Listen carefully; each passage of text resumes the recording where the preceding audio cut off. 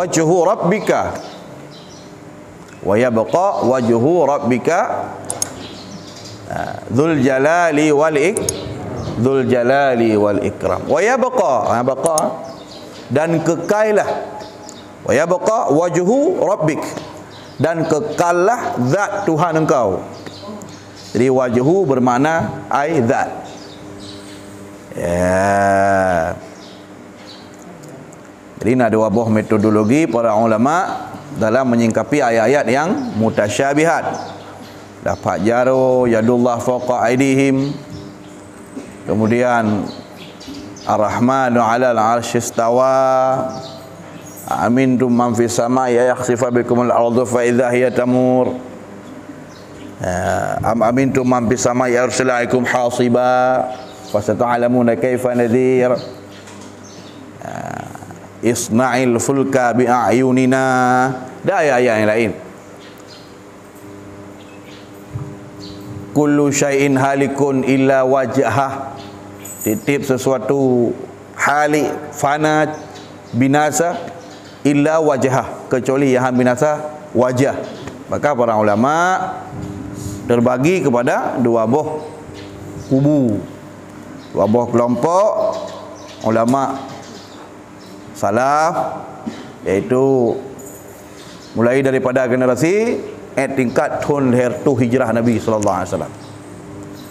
Maka termasuklah di antara mereka-mereka yang ruh dalam golongan ulama salaf imam mujtahid yang perut, Nu'man bin Sabit atau yang ma'ruf dengan Imam Hanafi, Malik bin Anas yang ma'ruf dengan Imam Maliki, Muhammad bin Idris yang ma'ruf yang masyhur dengan Imam Syafi'i, Ahmad ibni Hanbal yang ma'ruf dengan Imam Hanbali.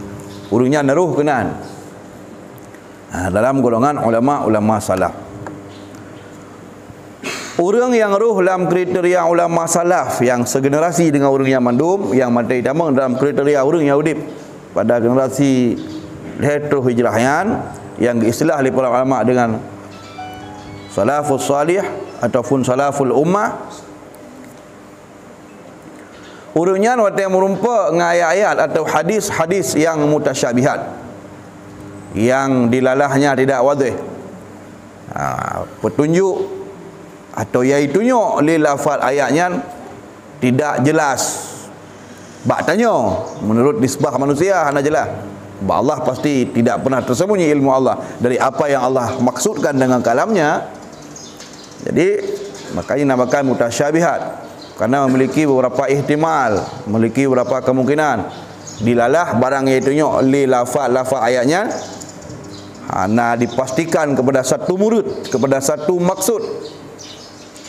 Maka kebunan dengan mutasyabihat seperti jaro, nak kata-kata jaro Allah, muka Allah, boh betih dan macam sebagainya, bersemayam Allah. Madum-madumnya ketika merumpa pulam ayat, pulam hadis yang zulu rabbuna, betrun Tuhan dan macam sebagainya.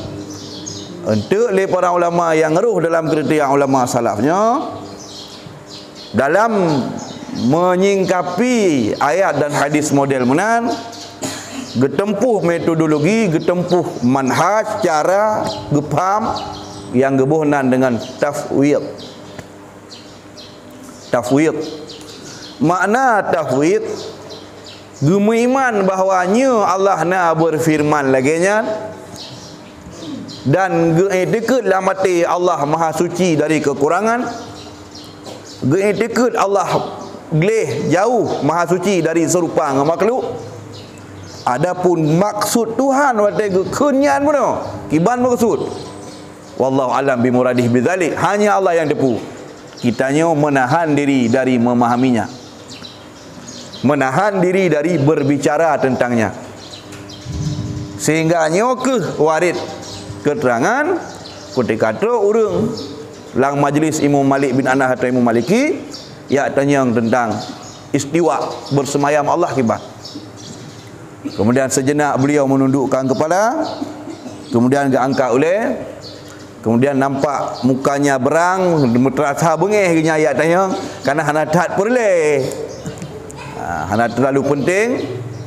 Maka di antara yang kepegah benar bahawa al-istiwa maklum, Kiban yang dimaksud bersemayam lang bahasa kamu pun kada doa. Menyo secara bahasa kada doa kiban.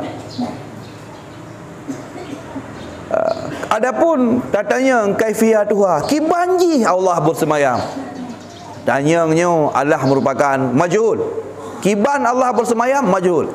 Menunjukkan bahawa maksud Imam Malik waktu ke mono al-istiwa maklum, yang ke bersemayam kata doa, kan tak doa hakikat Allah bersemayam, tapi secara bahasa kiban bersemayam kata doa.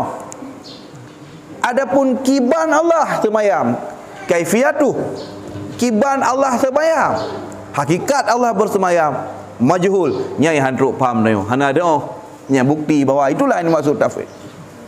Adapun soaluhu ya tanyang-tanyang bahanyan bid'ah. Yang perkara barulah agama yang tidak pernah dipermasalahkan, dipertanyakan, yang tidak pernah dikaji terlalu dalam oleh para sahabat-sahabat. Mereka cukup mengimaninya. Ini yang dimaksud dengan tafwid. Adapun orangnya nak orang pengikut Syekh Muhammad bin Abdul Wahab yang makruf dinamakan dengan Wahhabi, juga pengikut daripada Syekhul Islam Ahmad Ibn Taimiyah atau makruf dengan Ibn Taimiyah. Kemudian mereka berkamuflase, artinya gantau baju baru, gantau baju buhnan dengan Salafi, padahalnya Wahabi. Mereka menggantikan nama dengan Salafi. Nah, seakan-akan pu yang dipahaminya betul-betul murni pu yang dipahami oleh generasi awal yang urang-urang tak pegah benar. Tetapi orang tak selidik, ternyata yang dimaksud lewatnya Salafi adalah semata-mata pemikiran Ibnu Taimiyah dan pemikiran Muhammad bin Abdul Wahab. Yang ibuh merek seakan-akan pendapat orang yang dua mewakili orang yang mandu.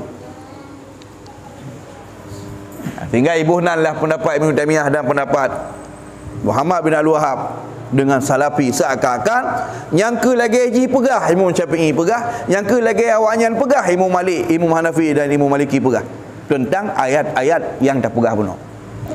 Sehingga dalam pemahaman awaknya yang gekun dengan yang gekun bersemayam kiban istaqarra, yang gekun bersemayam Allah nak di arah je tunjuk pak tuan, je tunjuk ni.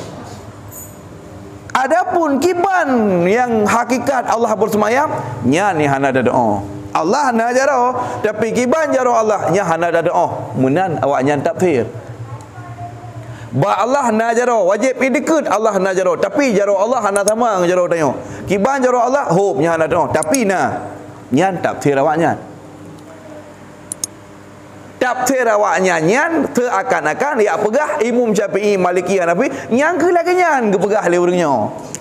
Padahal nyan atai cok ba Ibnu Taimiyah dan ba Syekh Muhammad bin Abdul Wahab, kemudian iganto merek seakan-akan nyan adalah merupakan penegah orang salah bibi benar. Ya, nyu kedustaan, iftara 'ala Allahi kadhiba, berbuat dusta dalam agama. Adapun generasi yang ayatu leher tu, generasi yang kayatu leher tu, ya, kayatu leher tu, gebuhnan generasi ulama yang dengan khalaf, ulama khalaf, jadi kehidupan mereka setelah pasca leher tu tahun hijrah. Maka ramai golongan-golongan ulama yang ya, termasuklah Abul Hasan Ali Asy'ari, termasuk Abu Bakar Al-Baqilani, termasuk pula Imam Sanusi punya kitab dengan dabutnya, termasuklah Fakhruddin Ar-Razi pengarang Mafatihul Ghaib, termasuklah Imam Ghazali, termasuklah Abdul Rahman Al-Juwaini. Ya, jai luar biasa. Urang-urangnya yang udip di atas leher tu hijrah, gebuhnan istilah dengan khalaf. Di ulama khalafnya waktu merumpak dengan ayat model-model tak pegah jih bunuh atau ayat mutasyabihat, orang yang getempuh metode lain, cara lain dalam gepam ayat mutasyabihat, hadis yang mutasyabihat, gepam dengan metode takwil, kelit tafwid.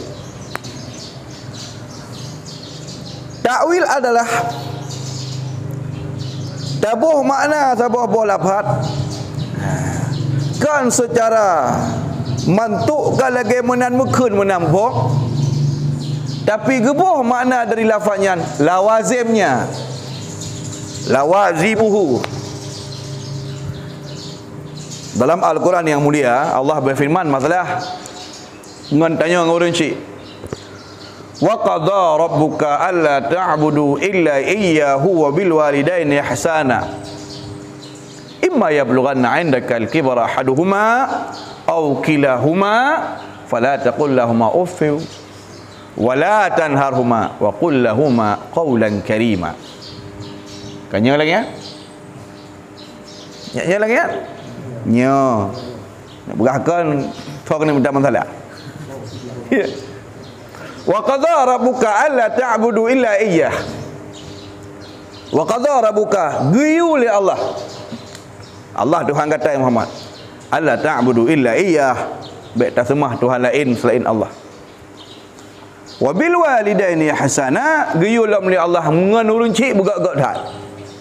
Imma yablughanna 'indakal kibara ahaduhuma aw kilahuma. Kadang urunnya si wate katuha ke pu mandua pu siro tinggai saja kata wali Allah. Tinggai kadang tabibu tengok katuha ke kata hira fala taqul lahuma ufin. Betem pernah dakun ufin. Yang gemaksud le Tuhan dengan ufin ahnya kan boleh kena pegah. Sehingga pada mana yang pun hang gebi kena poh na bukan. Munyo tabuh makna menang gekun menan makna berarti yang hanja angke bagi hanja. Tahu kana ubu. Hana ada ibu, hana ubu. Hana pegah ayat dan jangan sampai tidak kau beri makan ibumu. Ada ayat. Tetapi yang dimaksud dengan ufin lawazimu, selazim daripada ufin. Ngan kunah pu yang terjadi. Lazim dari kunah adalah pesakit hati, pekecewa, pero imata, menyok tingkat jiwa geta ilahnya gepe daca, apalagi pisik-pisik ke tubuh ke, tentu mubalagah, tentu lebih berat ubatnya. Yang contoh lawazim ya benar. Maka ketika gekun mono jaro kan jarihah, para ulama yang diatur lertuh don, ulama khalaf waktu merupa ayat jaro dan macam sebagainya, hana gebuh mana aliyat atau yadullah jarihah yang gekun jaro Allah sabuh anggota zat buat Tuhan. Laisa kamitsli syai'. Mungkin taban Allah dengan makhluk. Karena munyo Allah kamu anggota zat, berarti Allah membahan pokok. Munyo kamu anggota zat, kamu le, kamu kaki, kamu perut, kamu jaro, berarti kamu bentuk. Titip barang yang nak bentuk pasti nak bahan pokok. Rumah tengok nak bahan pokok. Dari kain dah berat, pasti mempotongan. Rumah tengok dari semen dah berat, pasti mempotongan. Tadri nyoke, nyo samping, nyo likut. Bak Tuhan nah yang kekun ke Tuhan, samping Tuhan, likut Tuhan, ada Tuhan, hidup Tuhan hana. Bahkan hana karena Tuhan hana bahan pokok. Makna qul huwallahu ahad, pegah li kata ya Muhammad. Ku dikatruk awak-awak kafir ayat tanya sif lana rabbak. Hai Muhammad cicit buat kamu, cerita saya buat kamu Tuhan orang kiban pu besar, pu kaya. Pu batal. Ya mana nak paju hubu, tabibu, munyo mati Tuhannya yang je ke Tuhan cocok pusaka Tuhannya. Nya ayat tanya lewat kafir. Dijawab qul, katakan oleh ya Muhammad menyonyai tanya qul huwallahu ahad, katakanlah oleh Muhammad Allah itu ahad. Mana ahad esa zatnya, mana Tuhan kamu Allah. Hana bahan pokok keng kaya keng busuk keng mati. Karena hana bahan pokok keng kaya keng busuk keng tada, otomatis hana mujaro, hana merupa. Maka titip lafaz-lafaz yang merupakan jaro, warna mata, bawah putih dan macam sebagainya. Karenanya muno Allah merupakan lazim daripada sifat makhluk, maka jaro dan macam sebagainya makna daripadanya kan jarihah kan sabuh anggota zat Allah, karenanya mustahil terhadap Allah Taala karena dapat ibaki kekurang Tedang ayat lain kali kepegang Allah hana guru. Subhana rabbika rabbil izzati amma yasifun. Maha suci Allah Tuhanmu dari apa yang mereka sifatkan di orang kafir. Akhir surah As-Saffat surah 87 dalam Quran. Maka ali ulama ayat tu hijrah. Kepahami ayat-ayat mutasyabihat dan hadis dengan selazim daripada jaro ail qudrah, berarti jaro Allah maknanya qudrah, sehingga ketika tafsir surat 48 dalam Quran surat Al-Fat, yadullah fawqa aidihim, jaro Allah di atas jaro mereka, bermakna qudrah Allah mampu mengalahkan qudrah mereka, kekuatan Allah di atas segala-galanya.